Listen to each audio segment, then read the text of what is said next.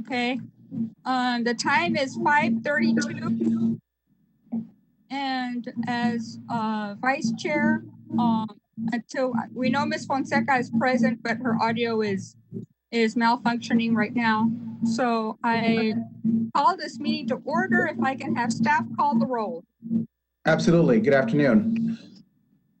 Chairperson Teresa Fonseca. All marker is present. Vice Chair Michelle Marie Romani. Present. Roberto David Gonzalez. Present. Maria Elena Morales. Present. Stanley Green. Present. Rebecca Sepulveda. Present. Justin Allen Hershner. Here. Cristina Davila Villarreal. Present. Ms. Vice Chair, you do have quorum. All right. First item will be the consideration of the approval of the minutes of our last meeting, which was 4 months ago, 12/2020. Have all of you had a chance to review the packet yet? I have. Okay. Anybody else?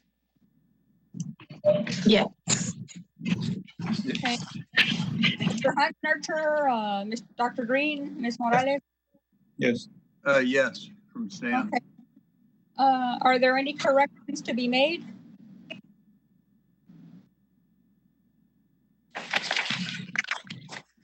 I have a motion to approve the minutes of March 12, 2020. Okay, there's a motion on the floor. Is there a second? I second it. All right.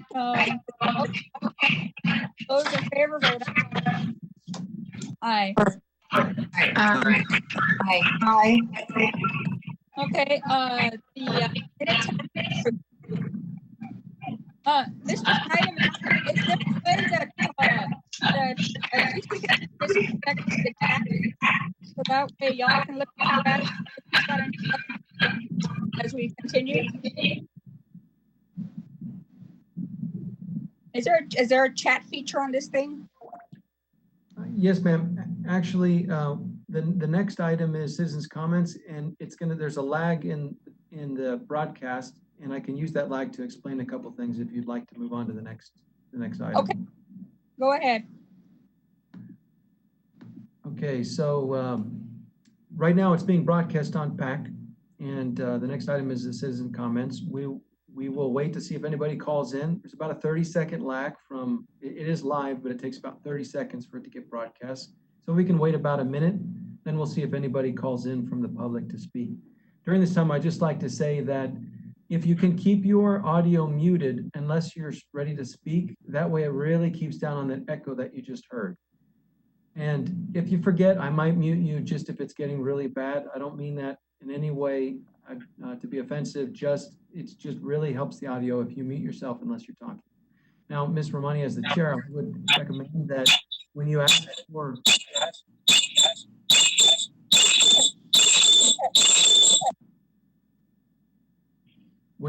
for a motion, if you ask for any opposed and then wait for that, rather than asking for everybody to say yay. Yes, sir. Mute, okay. And it's easier just to say if anybody opposes, and that's all right. Or a negative rather than affirmative. Okay, Mr. Snyderman, I just saw the chat pull up on my computer screen. So, Ms. Fonseca, if you can hear us, and if you've got anything, I guess Mr. Snyderman, you can also be the keeper of the chat, just so that way she can at least voice, have a voice in this, even if it is by chat. Can anybody hear me? Yes, yay! Okay. I went to a backup device. Yeah. All right, Madam Chair, it's all yours. I'm okay if you continue while I catch my breath. Okay, Mr. Snyderman, do we have any citizen comments? No, ma'am. We'll let you know if anybody calls in, but we do have Mr. Volz on the line, just waiting to hear the presentation and also give his comments. Okay, let's go ahead here. All right. The next item on the agenda is public hearing for the consideration of the following.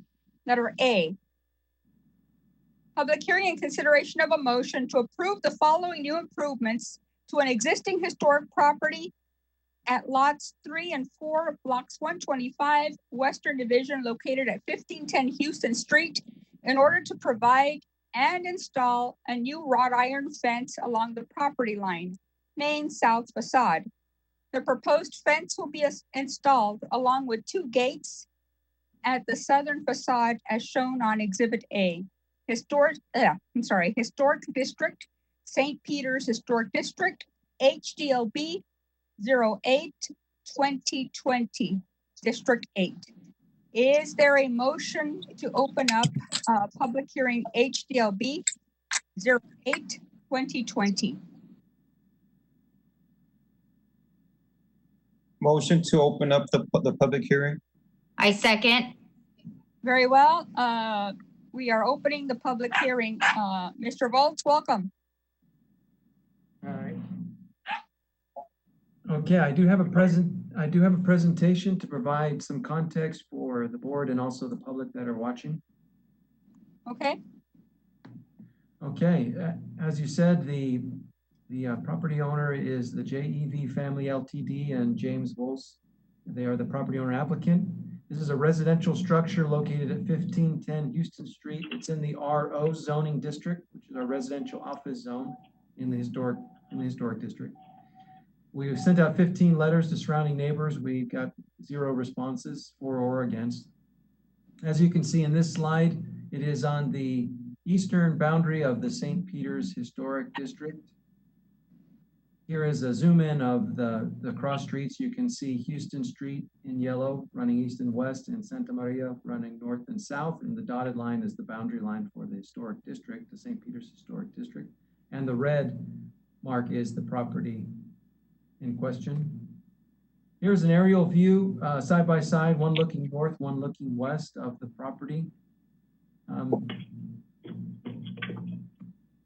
Here are a few pictures, a few images that were taken showing the fence that has been partially installed. Here is a zoom in of the fence and another look at the fence. And we can come back to any of these if you want. I'll just go through quickly and the presentation. Here is a graphic showing the drawing of the applicant, showing what they're going to do with their fence with some dimensions there. And here's the recommendation of staff. The staff recommends dismissal of this item and a refund of the cost of the application. And the reason for this is there's a few points here. Number one is because the Land Development Code, which is the ordinance that governs the historic district, doesn't require oversight for the historic board, or only requires oversight of the historic board for activities that require a permit. And here's the language from our ordinance. No permit shall be issued for the alteration, construction, or demolition of any structure located in a historic district or for any locally significant historic landmark without the approval of the Historic Landmark Board. So anything requiring a permit has to come to the historic board. However, nowhere in the code does it state that historic board can regulate activities which don't require a permit. So in other words, activities which don't require a permit are permissible. Mr. Schneiderman, did you seek legal from this? Because this sets a precedent that goes against the history of the board in ruling cases on such matters. Yes, ma'am, I definitely did, and they are here and present to answer any questions. And I understand that that's been an interpretation in the past, which is why I wanted to, bring this to your attention here and very carefully explain. But the problem is this: you're setting aside the Secretary of the Interior's recommendations. Chairman Fonseca, are you able to speak or Or do you still have audio?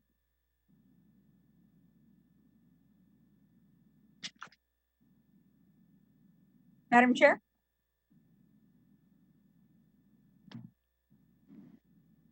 Can you Yeah, hear me? Yes. Okay. The way I interpret the section that has been provided, it is only indicating that no permit can be issued without any element having to do with a historic district being brought to the board. It does not indicate that any project does not have a building permit requirement does not come to the board. I think it's been misinterpreted by staff. Can we get legal to respond to this? Yes, good evening, Commission. This is Ricardo Benavides from the City Attorney's Office. So our interpretation of the section is that if the act does not require a permit, it does not need to be approved by the Commission. That opens up a can of worms because the fencing is going to alter the character of the neighborhood, of the district. And that is why we exist. If we go by that interpretation, then what is the point of having a board if we cannot have oversight over items that will? But we want to make it easy to the public, don't we? Like if we're finding a way to. Mr. Bennett, Don't you think we should at least think about it, because that would make things a whole lot easier. Well, yes, we want to definitely streamline the process. We also want to make sure that we protect the integrity of the neighborhood. It's very important that we consider this as we move forward. And if that's the way that it's being interpreted, with many years of sitting on the landmark board and participating as a civilian, just as a spectator going to meetings, this has never been the case. So how, Mr. Snyderman, would this affect things like painting your home a different color that usually would go to landmark board? Is there language within the city's historic preservation plan that might be contrary to this? I know that there is a lot of wrong codes, and we have bad codes. I know that we heard that a lot through the City of Laredo's comprehensive plan. But if we're working on recoding Laredo and recoding things and rewriting how things are done, then that needs to be addressed and reconsidered in the future. I just think that changing something that's been in the history of the board's action for such a long time. Yes, we want to streamline the process, and we don't want to, like most of the stuff that we get presented does get approved, but it is a fence in front of a very significant, beautiful home that is in a beautiful neighborhood. And I understand it doesn't require a permit, but like Maria Fonseca said, I'm not interpreting what you've provided as it doesn't need to be reviewed by the landmark board. To me, that it says it doesn't need to have a building permit, but neither does painting your home a different color. May I recommend that we consider a motion to have the Texas Historical Commission, Mark Wolf, review this, because he is the one that reviews all preservation ordinances for all the cities. And I'd like to get his recommendation on what this statement states. I move to contact the Texas Historical Commission for guidance on this, because this will set a very bad precedent. Michelle, besides a precedent, first we need to get an interpretation from a higher level to confirm what the statement means. Yes. In order for us not to delay the applicant, is there, that way he can move forward, can't we just consider the item and then receive clarification? I mean, it is a staff recommendation Yeah, to I would dismiss, agree. but it is a recommendation. I would recommend that we at least review the item so we can help the applicant move forward and then see how this, how this really works out as far as our oversight on things like this. I mean, I concur with that statement. The standards identify that we would look at the item in terms of material, design, color, and texture. And I believe generally material, design, and texture are definitely within, the context of the district. The standards also indicate that the design should not be something that is not supported by existing data on either the property or other properties in the district. So I think we can act on the item and then also indicate to relook at this interpretation. Chair, can we bring in Mr. Volz? Yes, he is on the line. Okay. Madam Chair, I see the authority on the proceedings back to you. Thank you. May I ask Mr. Volz a question? Carmen? Could I ask a question? Yes. Mr. or Dr. Green? Can you hear me? Yes. Mr. Schneiderman, I was just wondering, what is it about this project that makes it exempt from obtaining a building permit? Is it are fences not required? Is that the key point here? No, sir. Fences do not require a permit unless they are when you can see through them. If they were a concrete fence or something like that, it would require a permit. Then it would have to go to the historic board because the okay. Well, but this doesn't require a permit. Okay. Well, I can see, the fence that has there is an attractive fence. I could see where we might have a situation. Somebody wanted to put up a chain link fence. You might want to act in that case. So I guess the key thing is seeing through it then, right? Well, what I would say is if the interpretation, if you desire that their interpretation is that everything, no matter what, whether permitted or unpermitted, goes to the historic board, then that needs to go to the city council to change the ordinance and make it clear. And then if it's clear, that's fine. But because it's unclear, to me, it's clear that only things that require a permit go. But if you're saying it's up to interpretation, even if you've been interpreting a certain way, when it's ambiguous, it always goes in favor of the property owner, always goes in favor of being less restrictive. It can't be a more restrictive rule. That is a very well-founded land use precedent in many land use law cases. And so that's the case here. There's nothing in the code that speaks to things that don't require a permit. In other words, we don't have a line that says what does and doesn't go to the historic board, except here it says no permit shall be issued. So the converse is if it doesn't require a permit, then it's permissible. It doesn't have to go to the board. Okay. Can I correct that? It says no permit shall be issued without the approval of the board. There's no permit shall be issued without the approval of the board. I think what the point is that it's ambiguous and that we can err on the side of helping people and making this a streamlined process, or we can continue to get in the way. But if we can take action today, and in the last 3 years that I've been on the board, or 2.5 years, we have approved, basically every project. Then why? So I don't see a problem with it. As a builder, the board is being circumvented by Mr. Schneider. We need one person at, excuse me, we need one person speaking at a time, and we need to mute the. Okay, Madam Chair, can we Volts? Let's bring in Mr. Volts first.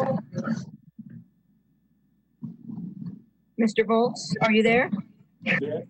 Yeah. Yes, he's here. Do you have any questions or comments? Well, I know that a person has to be able to plant the shrubs, put the sidewalks, paint his house similar or same color without having to get an approval. You see something wrong, you just go and patch it and fix it. The way you have it now, you have to get a permit, and they have to put down the color of the paint and the name of the paint and all that on your permit. I mean, someone can't see, oh, it's a white thing, and you just go touch it up with white. Let me answer that comment you've made. The way our ordinance and our process has been, as far as I've been on the board, administrative staff can approve all repairs as long as they're consistent with the existing. So if you're painting, you don't have to come to the board as long as you're keeping with the colors, the appropriate colors. And if you're repairing a door that broke or a window that broke, you can do that as long as it's anything that's repairs does not have to come to the board if it's in keeping. Now, if you want to repair and at the same time upgrade or change, then that's when it comes to the board if you're making a change. In this case, a fence, if an existing fence was there and you needed to repair it, there's no issue there. If there was no fence and you're adding a new fence, then that falls under reconstruction. There's 4 approaches on historic properties in the standards, and one of them is reconstruction. Madam Chair, Matt? Yeah, yes, Mr. Romani. Mr. Waltz, that the Martin House, which is the house in question, I saw that the back part there's a white fence, which is that original to the house? The little white fence. What fence are you referring to? The one that is in between the house and I guess Mr. Voltis. Okay, that fence has been there like 25 years to keep the dogs from getting Right. into the yard there. Okay. There's no fence in the front. Yeah, the reason is the I've looked at both pictures. I know that the black fence that you want to erect is kind of similar, but not exactly. Would you be open to maybe having it similar so that way they can match? Because I'll be honest with you, the white would look beautiful. I mean, insofar as colors are concerned, the white would also enhance the property and almost make it look as though that fence were there from the beginning, even though we know it wasn't. I know that that was just a piece of fencing that we had, and we just stuck up there. Okay, well, but it almost looked, good job of fooling, because it almost looked like it was the original. No, it's just kind of. Yeah, but would you be open to? It's just rigged in there, like I say, and. Yeah. And I already have all the fence made for the front. Okay. Just so I was erecting it.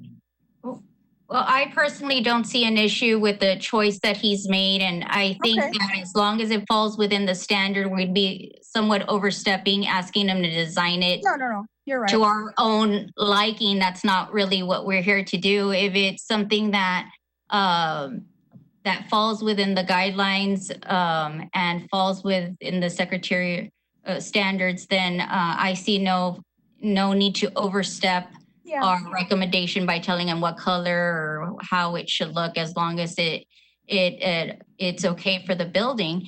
And as far as reviewing the item, I think it's very important that we remind ourselves as a board. And I know that there's several board members on here that haven't been to a workshop or some sort of training. And it is our mission, our sole mission is historic preservation of these buildings, not economic development, not anything else. It is historic preservation. So I think that the choice that he made in his fence is appropriate. Okay. And, you know, as far as making a decision on it, you know, if it would have been a chain link fence and it didn't need any type of permit, then we would have allowed, the city would have allowed him to move forward with a chain link fence. And I think that we would open up the president to that. So, But there's a lot of fences down here with chain link fences. I'm sorry, I cannot understand you. We can barely hear you. There's a lot of houses with chain link fences down here. A lot. It's Well, not yes, what- and it really doesn't look good on the district, especially on a house that has a lot of historic value.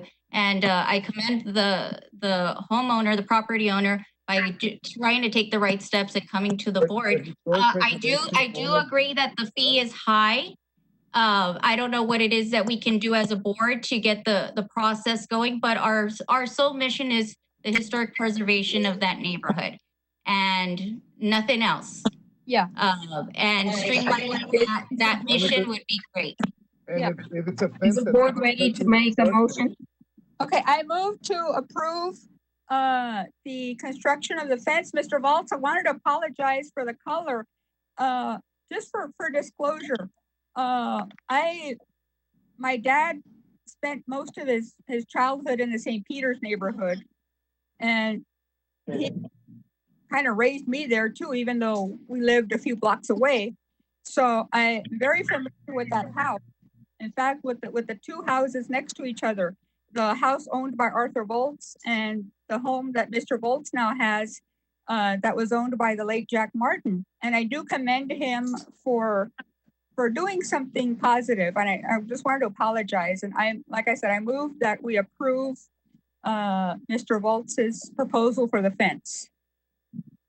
May I Do ask we a have a question? second? Yes. I second, but I have a question for Mr. Sneidman. Do we have the authority to refund the cost of the application for Mr. Volz? Yes, you do. So I would like to propose a change in the motion to reflect that we would like to grant Mr. Volz a refund of the cost of the application. Ms. Abu, I would not, that creates a precedent. Everybody who comes to the board fence and has done the proper thing, make the exception for one person. We have to make the exception for everyone. That is something that I cannot be fair. We have to be fair to everybody. That does, Ms. Sepulveda, that does, the fee is there because it covers the cost of staff time. And I was suggesting that we refund it because the recommendation for staff is to dismiss the case. So because the recommendation was it should never have gone in the first place, then they shouldn't have had to pay the fee either. But if you're going to move forward with a case, it makes sense that you keep the fee there because that covered the staff time to process it as normally is the case. And just as a general statement, there's a lot of echo on yours, but if you need to talk, you can unmute. It's not that you cannot do these things. That's not what we're saying, but the authority for historic district doesn't come from the state. It comes from the city and the city code. So if you want to regulate certain things, you just have to make it clear. That's it. And it's the council, not the board, that gets to make those rules, and then the board follows the rules. Mr. Snyderman, but you are not a council member and you're legislating. Ms. Romani, Ms. Romani, Yes. Romani, you're out of order. Let's stay on the task. Okay. I have a question for Mrs. Sepulveda that you brought up something. Can you touch on that a bit? Well, I would like to deal first with the motion, but I guess do we still need to close the public hearing before we make, take action or not? Yeah, I move to close public hearing. Do we have a second? Before you do, can I just say, you opened the public hearing, but you never allowed the public to call. Excuse me? Can you repeat that, Mr. Snyderman? Your audio went bad. Yes, if everybody can mute themselves for just a second, that would help on the echo. Thank you. You opened the public hearing, but you never gave the public an opportunity to call in. If you want to, we just need to give 30 seconds, a minute, see if anybody calls in on this item. Mr. Snyderman, we did give the public the opportunity to call in during public commentary, and nobody called. That's a Money, let's go ahead and That's let's go different. ahead and let the public an opportunity to call in on this item. Okay. And you can continue to speak during this. Just give it about 30-second minute because there's a lag. So you can continue to. We'll let you know if anybody calls in. We'll put them on the line.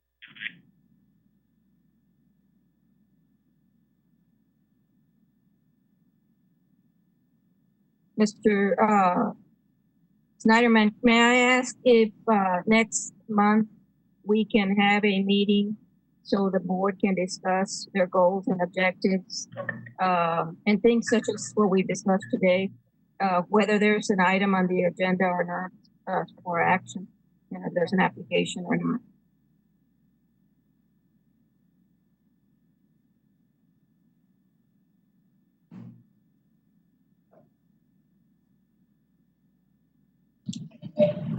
I'd like to ask also the board to look at the chat where I posted the paragraph that establishes the landmark board in the land development code.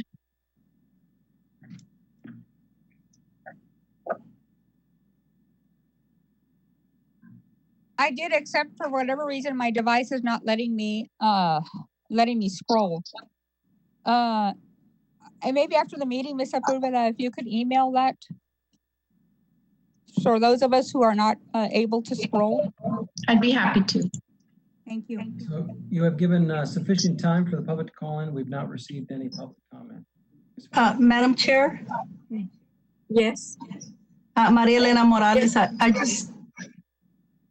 just like to make a comment. I hope that we do clear that up about the fences because I do live in this area and I don't like the chain link fences that are around here, but that's my perception is that it just does away with the historical part. Thank you. Do we have a motion to close the public hearing? I move to close the public hearing. I Do we second. have a second? I second.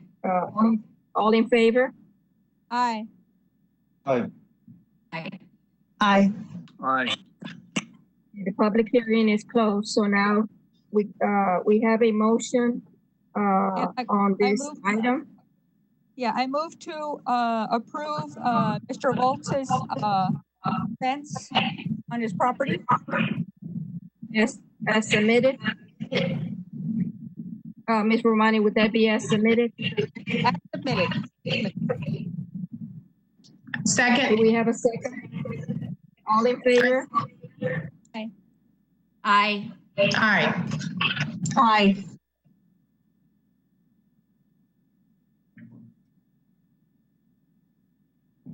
Okay, the motion passes. Since we can hear everybody and we can't see you vote, were there any nays to this action? Let me go ahead and go down the list. Ms. Morales, was that a yay or nay?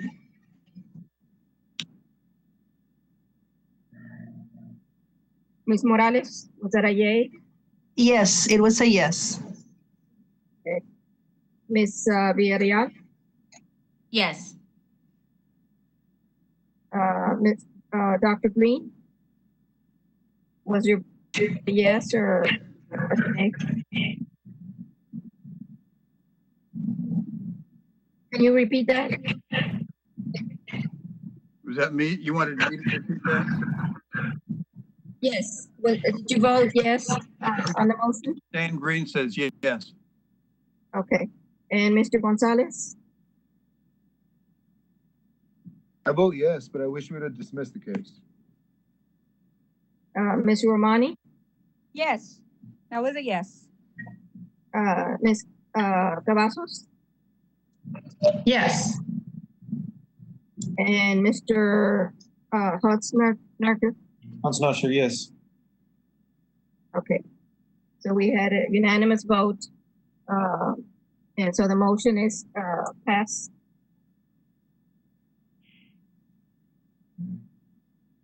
The next item on the agenda. Yes, director's comments. Just want to say thank you all very much for your service. I'd like to remind the public every time that you don't get paid for your service. It's volunteer. So I just want to say thank you very much, and we appreciate it. You're welcome. Mr. Snyder and Ms. Fonseca asked a question as to whether or not we could next month, and even if there is no, if there aren't any applications. Yes, I can speak with her after about that, about this best time to schedule that. If it's just going to be a workshop, y'all can meet maybe at a better time that doesn't, maybe this is a good time, or maybe there's a better time, so I can schedule that with her, and then we'll let everybody know. In other words, we're not married to Thursday at 5:30. Right. Yeah, I'll work with her on that. Okay.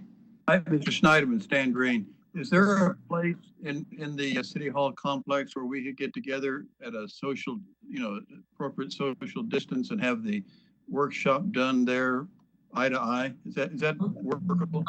That brings up a good point. Just given the amount of audio and visual technical difficulties with this, I would say we should wait till we can do that, but the city council has advised us not to meet in person until they tell us otherwise. And so for all our boards and commissions, this is the only way. So it probably would be better to wait to a time when we could do that. That would probably work easier with all the number of questions and discussion we have. But that's just my suggestion. I'll work with Ms. Fonseca on what she wants to do. Well, we might contact our council person on that to see talk it over with them. You could do that, but given the rise in cases, I'm doubtful that they would want to depart. Yeah, you're probably right. And we're also missing 2 board members. Or 1 board member, I should say. One board member. 1 board member. Did we ever know what happened to Mr. Peña, or? If I caution just that you might want to limit discussion since no other things have been noticed on the agenda. Very well. Commission, if I may, this is Ricardo Benavides.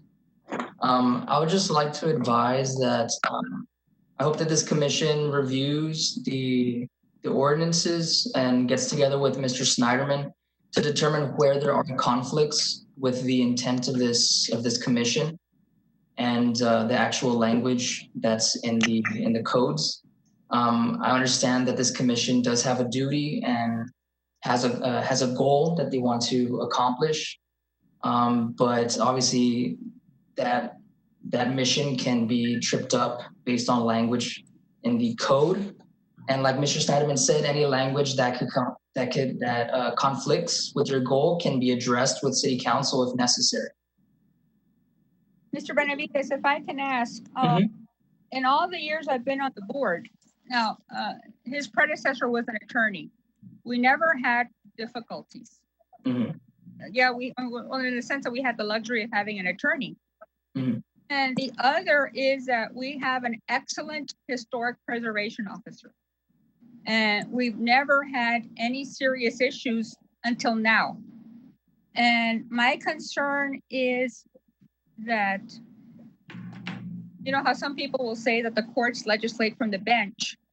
It's almost like there is an administrative attempt at legislating, and that's walking a very dangerous line. Because we're supposed to be, our council members appointed us. Can we have these comments in a workshop? Can't have this, I think these comments are best at a workshop. Is there any other comments? Otherwise, I'll entertain a motion to adjourn. Adjourn. Do we have a second? Second. Thank you.